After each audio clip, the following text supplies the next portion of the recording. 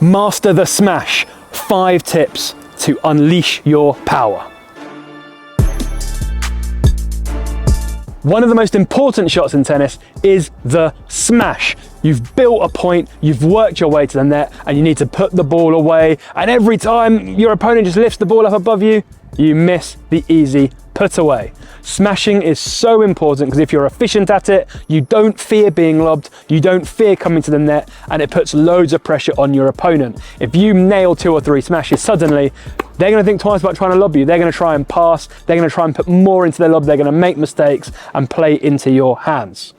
So this is a very important skill and a shot that is often under-practiced and underutilized. So I'm going to go through 5 tips on how, and tip number 3, probably the most important one, is when to smash and when to know when is the right time to smash. And if you can do all those things correctly, we also have a couple of drills at the end to practice. If you do all of it, you'll be smashing like never before. The first thing when trying to smash effectively is to get underneath the ball in the right position. Now, this is a turn sideways. So your shoulder is pointing down the court and over the net with your left arm, if you're right-handed, or your right hand if you're left-handed, stretched up above your head, much like a service position. You need to get your left arm stretched up and your body turned sideways. This is the fundamental and the foundational position to be able to deliver an effective smash. So left arm up and get turned sideways as quickly as you can. Now we have got our left arm up and our body sideways, we need to find the correct position. And this is when our left hand is underneath the ball. As if we were serving and that ball toss is dropping back down into your left hand, this is the position you need to get in. So we turn, we get our left arm up, and then we move in that sided position, forward, backwards, sideways, wherever we need to, until we're lined up.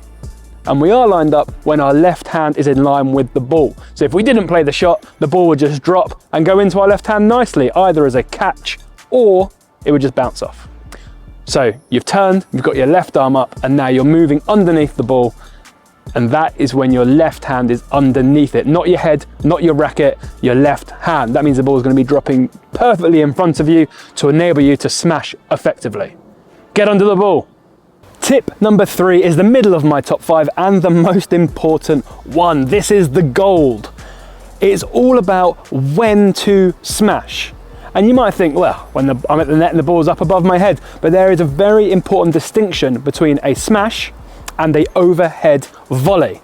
And this is what I'm going to explain. It is all about the incoming ball and whether or not it is dropping down onto you or not. So we've already talked about getting sideways, getting our left hand up, and getting our left hand underneath the dropping ball. If you cannot do this, then it means it isn't a smash anymore. So if you have got underneath it, so the ball is dropping down into your left hand, that is when, tick, time to smash. When the ball is going beyond you, which is most often what happens, so the ball is going to bounce behind you, it's traveling over the top, not dropping down, that is when it is an overhead volley, and we're going to use a normal volley sensation, a block, a punch, a push, something like that. So you need to make sure that you isolate the specific occasions when a smash is the right shot, and that is purely based on if the ball is dropping down, lined up into your hand. If it is, it's a smash. If it's not, it's a volley. Now you know how to smash and when to smash, we have some drills you need to perfect. So this first drill is perfect for making sure you're getting under the ball in the right position. So we've already turned and got our left hand up and we've moved to be underneath the ball. So this first drill is to then try and catch the ball in our left hand. Now, it doesn't matter if you don't actually catch it, but the ball needs to bounce off the palm of your hand without you having to adjust your hand behind your head or forwards in front of you, because that means you haven't done tip number 2, which was get underneath the ball. So if you can perfect this drill, you have a partner feeding up, you get underneath it, get your left arm stretched up, get turned, and let it drop down into your left hand. A, you know it's a smash because it's dropping. B, you've got underneath it. And C, you have your left arm in the right place with your body turned. So it's a very important drill to make sure you can master, and that's going to allow you to effectively smash forever. The final tip, again, starts as part of a drill, but then also feeds into your mentality. People get nervous under the smash. We need to be secure. We need to be confident. We need to access a sensation that is a smash. We're putting that ball down. We're putting it away with vengeance and fury. Now we've got underneath the ball in our previous drill and caught it. We're now going to build up. We're going to make sure we start by getting our racket up to a nice high contact, and we're going to try and pause just after the contact, so making sure we're maximizing the height and making sure we're getting the top of the ball so the ball goes down.